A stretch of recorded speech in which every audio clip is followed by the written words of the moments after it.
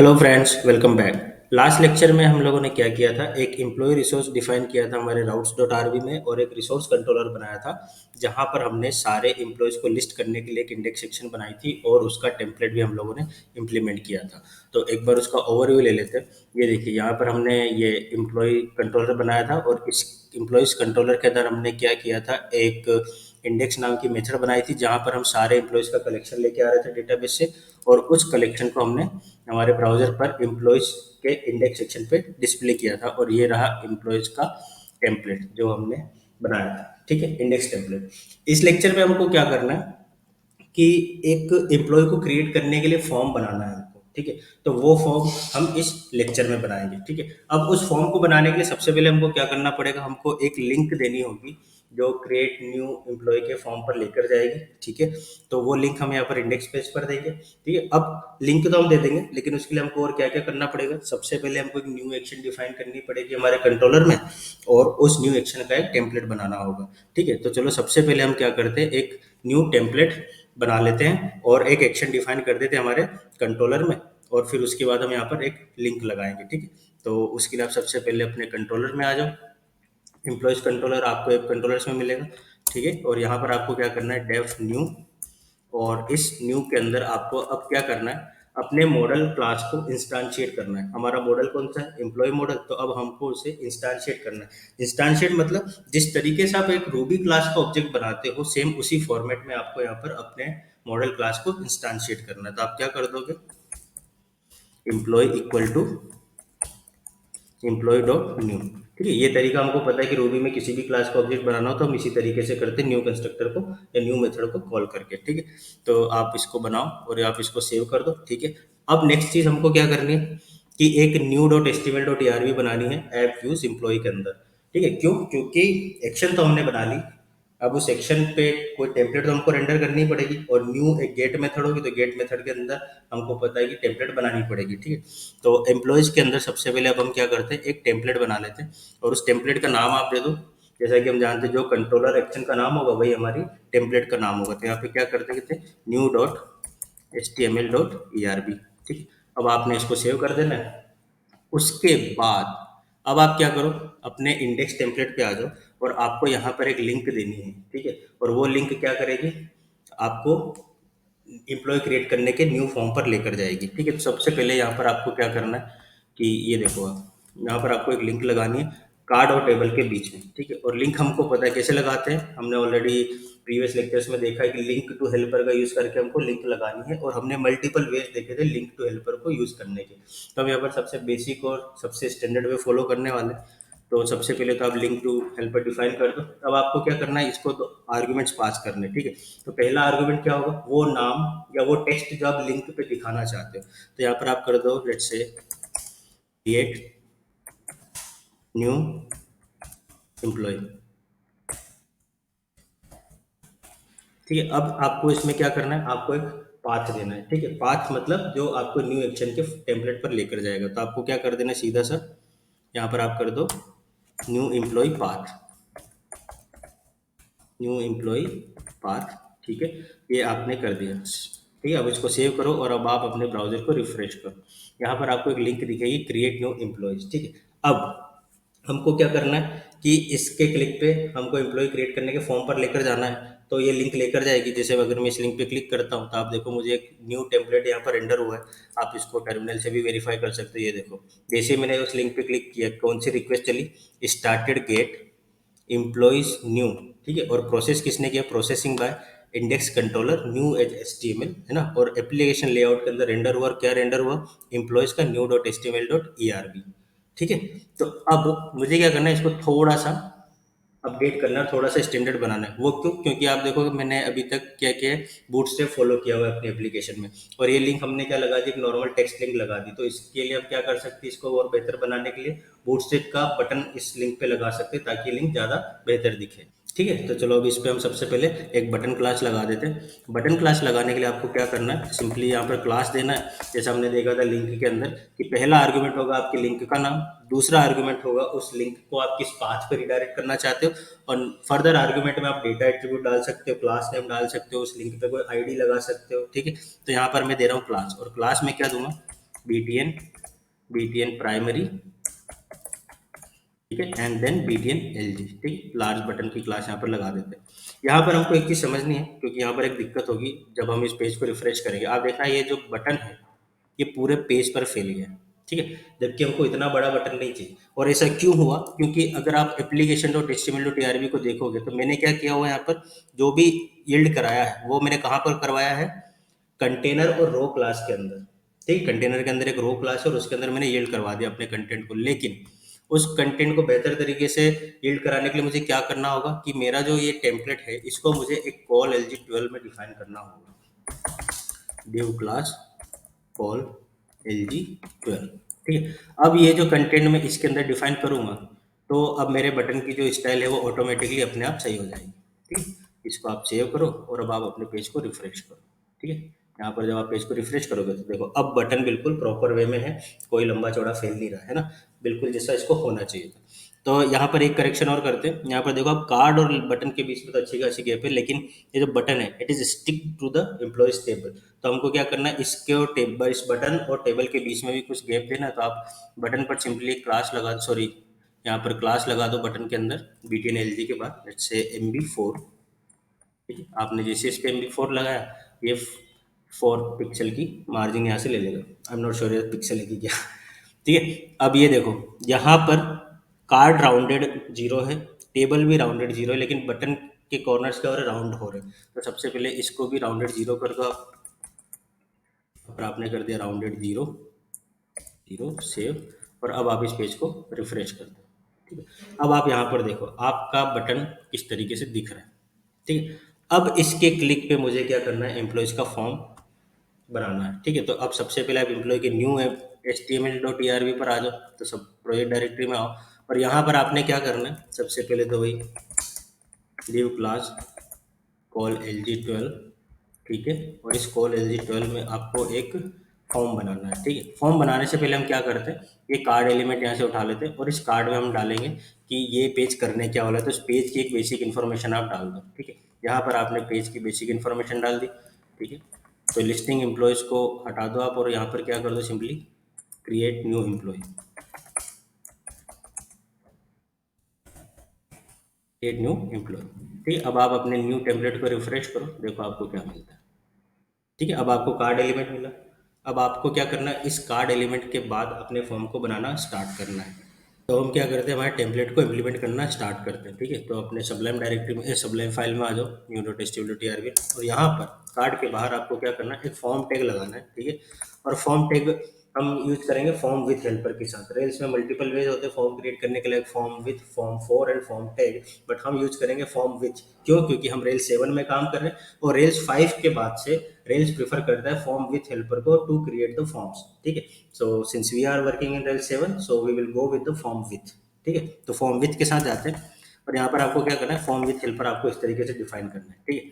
अब form with आपका helper define हो गया, उसके बाद आपने क्या करना है, सबसे पहले अपना मॉडल क्लास यहाँ पर डिफाइन करना है, ठीक है। तो आपने बना दिया मॉडल, ठीक है। अब मॉडल एक आर्गुमेंट होगा इस फॉर्म विथ के साथ। अब मॉडल में आप देखो, आपने न्यू इंडेक्स एम्प्लॉय कंट्रोलर में आपने क्या बनाया, employee @employee equal to employee dot new, ठीक है। तो यहाँ पर आपको उस मॉडल का इंस्टांस देना जिसको आपने इंस्टांशिएट किया, ठीक है। तो यहाँ पर आप क्या कर दोगे, @एम्प्लॉय, ठीक है।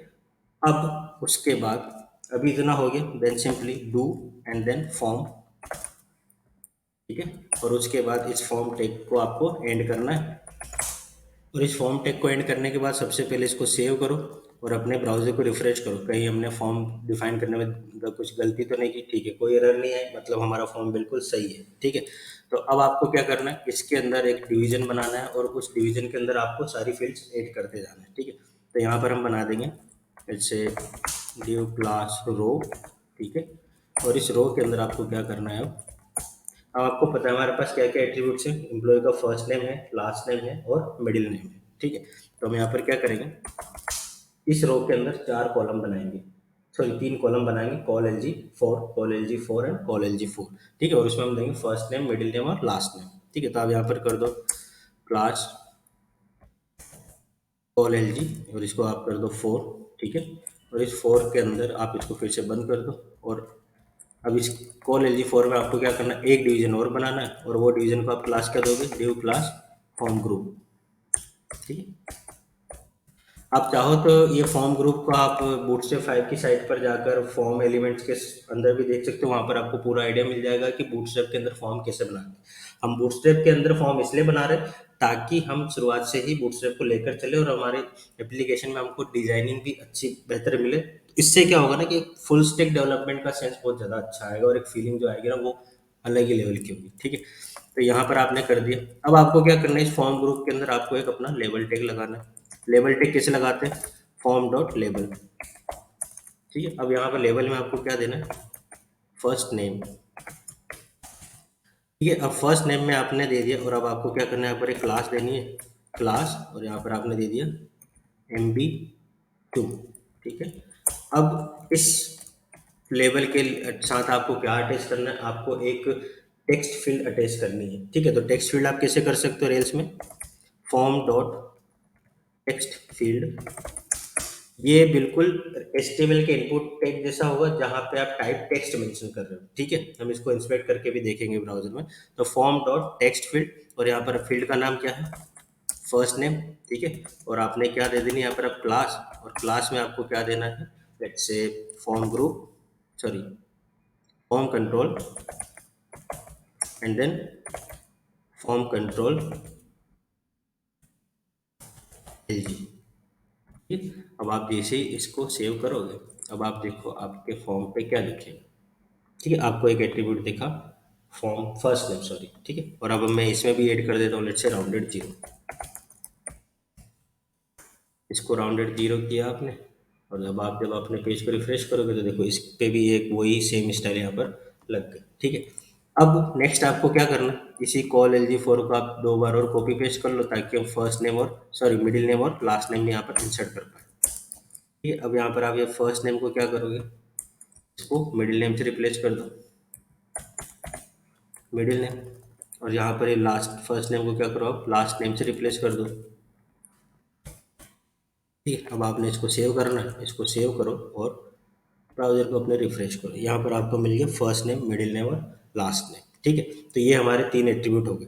अब बाकी के एट्रीब्यूट और क्या क्या है, तो सबसे पहले अपनी स्कीमा फाइल ओपन करो, स्कीमा डॉट आरबी में देखो, ठीक है।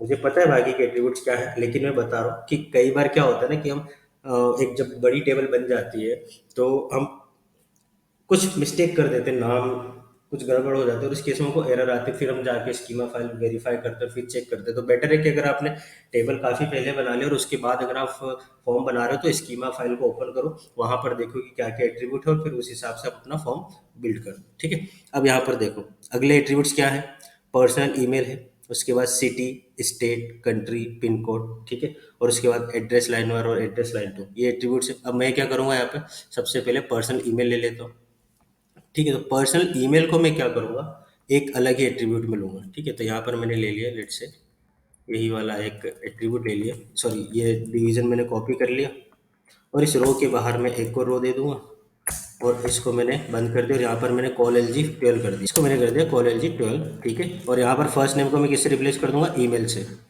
और यहाँ पर आप लगा दो ईमेल, सॉरी मेरे फील्ड का नाम था पर्सनल ईमेल, तो इसको कर दो पर्सनल ईमेल, पर्सनल ईमेल। और इस टेक्स्ट फील्ड को आप किससे रिप्लेस कर दोगे, ईमेल फील्ड से, तो यहाँ पर आप कर दो email, and now refresh your page, browser पे स्विच करो, पेज को रिफ्रेश मारो, यहाँ पर देखो आपको क्या दिखेगा, पर्सनल ईमेल, लेकिन मुझे इसको हटाना है तो मैं इसको कॉल LG12 ही कर देता हूँ क्योंकि मुझे इतना बड़ा ईमेल का फील्ड नहीं चाहिए। यहाँ पर मैंने इसको सेव कर दिया और यहाँ पर मैंने क्या कर दिया, पर्सनल ईमेल, ये अलग से दिखेगा। अब इसके बाद मुझे क्या करना है, सारे एड्रेस एट्रीब्यूट्स डालने हैं। तो एड्रेस एट्रीब्यूट्स में कैसे डाल सकता हूँ, यहाँ पर देखो एड्रेस एट्रीब्यूट्स में मेरे पास क्या क्या है स्कीमा के अंदर, एड्रेस लाइन 1, एड्रेस लाइन 2, उसके बाद सिटी, स्टेट, कंट्री और पिन कोड, ठीक है। तो मैं फिर से एक रो क्लास बनाऊंगा अपने न्यू फॉर्म में, ठीक है। ये मैंने यहाँ पर ले ली रो क्लास, ठीक है। और इस रो क्लास के अंदर मैं क्या करूँगा, ये मैंने कॉल LG6 कर देता हूँ मैं इसको, तो ये एड्रेस बड़ा भी हो सकता है, ठीक है। तो यहाँ पर मैं क्या कर देता हूँ, पर्सनल ईमेल को रिप्लेस कर देता हूँ एड्रेस लाइन 1 से, ठीक है। और मैं इसको क्या करता हूँ, ईमेल फील्ड को टेक्स्ट फील्ड कर देता हूँ फिर से, ठीक है। और सिमिलरली एक और कॉल LG6 बनाओ आप, और उसमें आपको क्या करना है, एड्रेस लाइन 2 कर दो आप, ठीक है। तो ये लाइन 1 को किससे रिप्लेस कर दोगे आप, 2 से, ठीक है, 2 हो गया। अब आप देखो आपका फॉर्म किस तरीके से दिख रहा है, यहाँ पर देखो आप, एड्रेस लाइन 1, एड्रेस लाइन 2। ठीक है। अब आपने क्या करना है कि अपने बाकी के एड्रेस फील्ड्स देने हैं। अब बाकी के एड्रेस फील्ड अगर आप देखोगे तो आपके पास क्या है, सिटी, स्टेट, कंट्री और पिन कोड। अब ये हालांकि इतने बड़े नहीं होते, तो हम इनका नाम हम इसको 4 कॉलम में ले लेते हैं ताकि ये एक ही रो में आ जाए। ठीक है। तो हम क्या करेंगे, यहाँ पर इसको आप कॉपी कर लो। ठीक है। और इसको कॉपी करने के बाद आपको क्या करना है, ये इसी थर्ड कॉलम बनाओ इसको। ठीक है। इसको आप पेस्ट करो देन यहाँ पर। Now paste it. अब यहाँ पर क्या कर दो, इसको कॉल एल जी 3 कर दो। एंड देन एड्रेस लाइन 1 को आप रिप्लेस कर दो किसके साथ, सिटी। ठीक है। एंड देन इस कॉल एल जी 3 को आप 4 टाइम्स और पेस्ट कर दो। ठीक है। अब हर इन सिटीज़ को आप क्या करते हो, सिटी को हटा के यहाँ पर कर दो स्टेट। ठीक है। और यहाँ पर स्टेट को हटा के आपने क्या करनी है, कंट्री। ठीक है। और यहाँ पर सिटी को हटा के आपने क्या करना है, पिन कोड। ठीक है। अब आपने यहाँ पर पिन कोड कर दिया, आपका पूरा फॉर्म यहाँ पर रेडी हो गया। ठीक है। अब आप जब इसको देखोगे तो क्या दिख रहा है, देखो first name, middle name, last name, ये हमने पर्सनल इन्फॉर्मेशन यहाँ डाल दी, पर्सनल नेम। ठीक है। अब एड्रेस लाइन 1 और एड्रेस लाइन 2 ये से किस में आ जाएंगे, एड्रेस इन्फॉर्मेशन में, और सिटी, स्टेट, कंट्री और पिन कोड भी एड्रेस इन्फॉर्मेशन में आ जाएंगे। तो अब मेरा फॉर्म यहाँ पर अच्छे से बन गया। ठीक है। यहाँ पर हालांकि ये जो कॉलम मैंने डिसाइड किया, ये मैंने अपने प्रेफरेंस के हिसाब से डिसाइड किया। आप चाहो तो हर कॉलम में दो दो फील्ड भी डाल सकते हो, चाहो तो एक कॉलम में एक ही फील्ड भी डालोगे तो भी चलेगा। ठीक है। तो it's all up to you कि आप किस तरीके से अपने फॉर्म को डिजाइन करना चाहते हो। अब यहाँ पर आप, अब हम इस चीज़ को इंस्पेक्ट करते हैं। ठीक है। ये देखने के लिए कि अगर एचटीएमएल में फॉर्म बनता तो कैसा दिखता है। यहाँ पर देखो, बिल्कुल सेम वही फॉर्मेट जिस तरीके से हम एचटीएमएल में फॉर्म बनाते हैं। एक लेबल लगा है। ठीक है। और एक इनपुट क्लास जिसका टाइप टेक्स्ट, उसके अंदर एक नेम और उसके अंदर एक आईडी। तो यहाँ पर आपको एक चीज समझने की जो जरूरत है वो ये कि जब भी आप रेल्स में फॉर्म बनाते हो, रेल्स हर हर फील्ड के साथ एक आईडी एसोसिएट कर देता है। और वो आईडी क्या होता है, मॉडल का नाम अंडरस्कोर, या जो भी आपके फॉर्म का नाम है, फॉर्म का नाम अंडरस्कोर आपकी फील्ड का नाम। ठीक है। इस तरीके से रेल्स एक बाय डिफॉल्ट आईडी आपके फॉर्म को जनरेट करके देता है। ठीक है। सिंस ये डिफ़ॉल्ट आईडी है, आप चाहो तो इसको कस्टमाइज़ कर सकते हो, आप चाहो तो इसको रिप्लेस कर सकते हो अपनी प्रेफ़रेंस के हिसाब से। मान लो एम्प्लॉयी फर्स्ट नेम की जगह आप चाहते हो कि इसकी आईडी सिर्फ़ फर्स्ट नेम हो, तो आप इसको एम्प्लॉयी हटा के लेकिन फर्स्ट नेम कर सकते हो, लेकिन वो आपको क्या करना पड़ेगा, मैन्युअली अपने टेक्स्ट फील्ड में मेंशन करना पड़ेगा। ठीक है। तो इस तरीके से आप वो कर सकते हो। और यहाँ पर बाकी की सारी फील्ड जो देखोगे आप, ये देखो यहाँ पर आपको address information, sorry personal email का इन्फॉर्मेशन मिल जाएगा। यहाँ पर देखो टाइप अपने आप क्या आ गया, ईमेल, क्योंकि मैंने यहाँ पर टाइप मेंशन कर दिया था। और उसके बाद यहाँ पर आपको बाकी के एड्रेस फील्ड्स मिल जाएंगे। और एड्रेस फील्ड में देखो 2 6 के कॉलम हैं और 4 3 3 कॉलम वाले सेक्शन है। ठीक है। तो यहाँ पर मैंने सिटी, स्टेट, कंट्री डिफाइन कर दिया। अब आप इसको चाहो तो ओपन करके देख सकते हो। ठीक है। तो इस तरीके से हमारा फॉर्म ब्राउज़र पर दिखेगा। ठीक है। अब आप इसको एक बार कंट्रोल यू कर दो, ये आपको सारी इन्फॉर्मेशन यहाँ से दिख जाएगी कि कैसा आपका फॉर्म बना हुआ है। और ये आपके आपके फॉर्म टेम्पलेट का एचटीएमएल स्निपेट है, कुछ इस तरीके से दिखेगा। अगर आप एचटीएमएल में फॉर्म बनाओगे तो आपको इसी तरीके से बनाना पड़ेगा। ठीक है। तो ये चीज़ हमको समझने की जरूरत है कि रेल्स का फॉर्म भी आपके जब ब्राउजर पे रन होता है तो वो अल्टीमेटली एचटीएमएल में कन्वर्ट होता है और उसका पूरा डोम वैसे ही दिखेगा जैसा कि एचटीएमएल फॉर्म का दिखेगा। ठीक है। तो ये चीज़ हमको समझने की ज़रूरत है ना। और यहाँ पर देखो सारी स्टाइल्स जो हमने दी हैं, जैसे ये हमने लगाई है सी एस, सॉरी बूटस्ट्रैप 5 की जो हमने सीडीएन दी थी वो यहाँ पर दिख रही है। ठीक है। एप्लीकेशन जेएस और इम्पोर्ट मैप सारे दिख रहे हैं। हम बाद में इनका और मतलब समझेंगे कि इसको कैसे यूज़ करते हैं। ठीक है। तो अभी के लिए हम हमारे फॉर्म पर वापस आ जाते हैं। आई होप आपको समझ में आ गया होगा जो मैंने इंस्पेक्ट करके दिखाया, इसके पीछे मेरा पर्पज़ क्या था। ठीक है।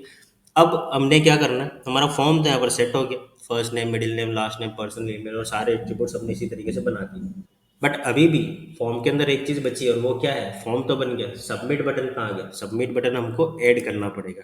ठीक है। तो अब हमको क्या करना है, यहीं लास्ट में आ जाओ। ठीक है। और एक और रो क्लास बना लो, div क्लास रो। ठीक है। और इस रो के अंदर आपने क्या करना है, एक बटन दे दो आप, और बटन में आप क्या दोगे, लेट से आपने दे दिया फॉर्म डॉट सबमिट। जैसे आपने फॉर्म डॉट सबमिट किया, ये एक सबमिट बटन बना देगा। ठीक है। और अब आपको यहाँ पर क्या करना है, क्लास दे दो आप। यहाँ पर आपको सबमिट की जगह नाम देने की जरूरत नहीं, नाम वो खुद ही ले लेगा। अगर आप क्रिएट करोगे तो क्रिएट एम्प्लॉय कर देगा, और आप अपडेट करोगे तो अपडेट एम्प्लॉय कर देगा। ठीक है। तो अब यहाँ पर सबसे पहले हम क्या करते हैं, फॉर्म डॉट सबमिट, और यहाँ पर आपने क्लास ले ली लेट से BTN, BTN प्राइमरी, और आपने ले लिया BTN LG। ठीक है।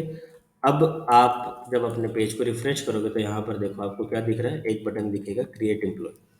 ठीक है, यहाँ पर भी एक दिक्कत हो गई है। ठीक है, हमको क्या करना है, इस रो के अंदर जब भी आप बटन दिखाओगे तो वो पूरा फैल जाएगा। तो इसके अंदर भी एक सबसे पहले क्लास बना दो, गिव क्लास कॉल LG 12, 12 दे दो। ठीक है, और इसको इंडेंट करो प्रॉपरली, और अब आप अपने फॉर्म को सेव करो। Now refresh your page. ठीक है, यहाँ पर देखो आपको क्या मिलेगा, क्रिएट एम्प्लॉय। ठीक है, तो सबसे पहले तो इस पूरे डिव को एक एम्प्टी क्लास दे दो, margin from top it's MT4 दे दिया। ठीक है, और इसमें आप लगा दो राउंडेड जीरो, क्योंकि कंसिस्टेंसी मैनेज करना है हमको थ्रू आउट द, क्योंकि अगर आप एक जगह राउंडेड जीरो दिखा रहे हो तो जितने भी बटन है सब जगह वही दिखाओ। अब आप जब इसको रिफ्रेश करोगे तो आप यहाँ पर देखो आपको क्या मिल रहा है, क्रिएट एम्प्लॉय। ठीक है, बटन आ गया, एक प्रॉपर फॉर्म में आ गया। अब एक से ही मैं क्या करता हूँ, मान लो अगर मुझे क्रिएट नहीं करना और मुझे वापस से इंडेक्स पेज पे जाना है तो मैं क्या करूँगा, ब्राउजर के बैक बटन पे क्लिक करूँगा। लेकिन बेटर यूजर एक्सपीरियंस क्या होता है कि मेरा जो बैक बटन है वो मुझे फॉर्म पे मिल जाए ताकि मैं वहीं पे चला जाऊँ। ठीक है, तो मैं क्या करूँगा, यहाँ पर एक लिंक टू टैग लगा दूँगा। यहाँ पे मैंने कर दिया लिंक टू, और ये लिंक टू मुझे क्या करेगा, बैक टू एम्प्लॉयज। यहाँ पर मैंने कर बैक टू एम्प्लॉयज। ठीक है, और यहाँ पर मैंने बटन क्लास लगा दी। सॉरी, सबसे पहले एम्प्लॉयज का पाथ दो, तो मैं क्या कर दूंगा, इंडेक्स का पाथ क्या है मेरा, एम्प्लॉयज पाथ। ठीक है, और यहाँ पर मैंने अब क्लास लगा दी, इट्स ए क्लास, और यहाँ पर मैंने कर दिया BTN आउटलाइन प्राइमरी,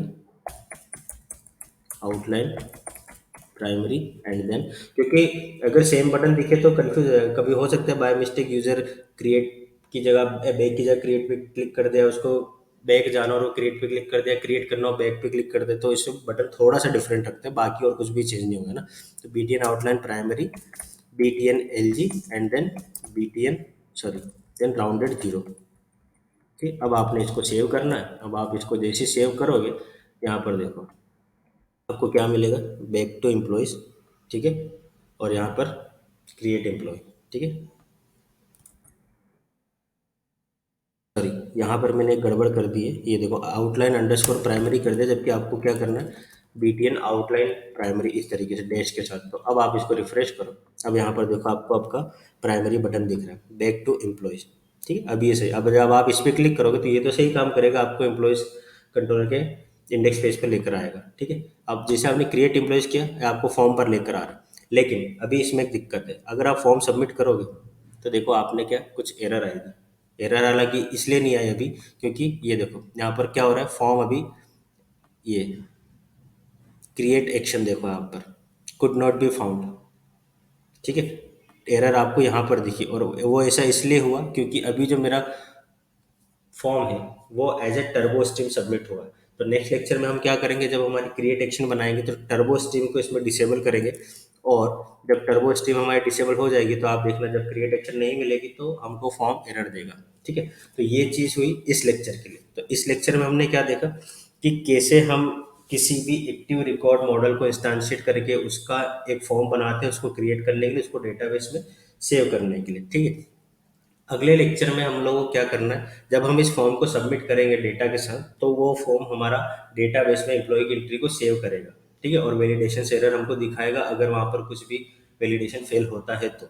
और उसके पहले हम लोग स्ट्रॉन्ग पैरामीटर्स के बारे में भी समझने की कोशिश करेंगे। ठीक है, तो तब तक के लिए आप इस लेक्चर को बहुत अच्छे से प्रैक्टिस करो।